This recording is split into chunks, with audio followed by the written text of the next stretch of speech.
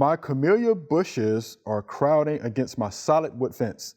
Can I trim them back enough to create a 3 or 4 inch airspace between them and the fence?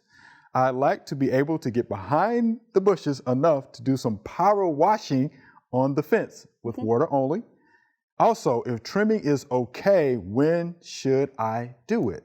Thanks. This is Calvin from Kill Devil Hills, North Carolina. So, yeah, he wants to get behind the camellias, right? Yes. He wants to trim them. Now, you know what we're thinking, right? Yes. Okay.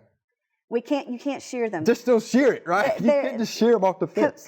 Camellias have large leaves. Right. And if you cut the leaf in half, you're going to have more ports of entry for bugs and diseases. And camellias can have some trouble with that. So, yes, you can trim it back, but go in and clip at a point of growth.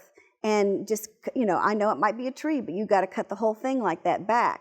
And it doesn't have to be exactly 3 or 4 inches. You can cut at different depths all up and down the tree. That's not a problem, the shrub there. So, but yeah, he can prune, and at any time, because if it's up against a fence, then it's not really you're not looking at that side of the plant anyway. So you can trim it at any time. As long as it's not the dead of winter when it's, the cold temperatures could get it. That's the only time I wouldn't prune. Right. Okay, and something else I'd like to mention too now, he's going to be power washing the fence about the water. Yeah. You don't want to drown that area, right? Just be careful with the water. So be careful. Just thought about that, So there might be a lot of water there, so you have to be careful, make sure you have good drainage.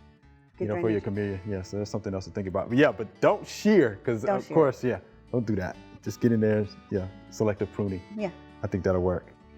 Thanks for watching the video. We hope you enjoyed. To subscribe, click below.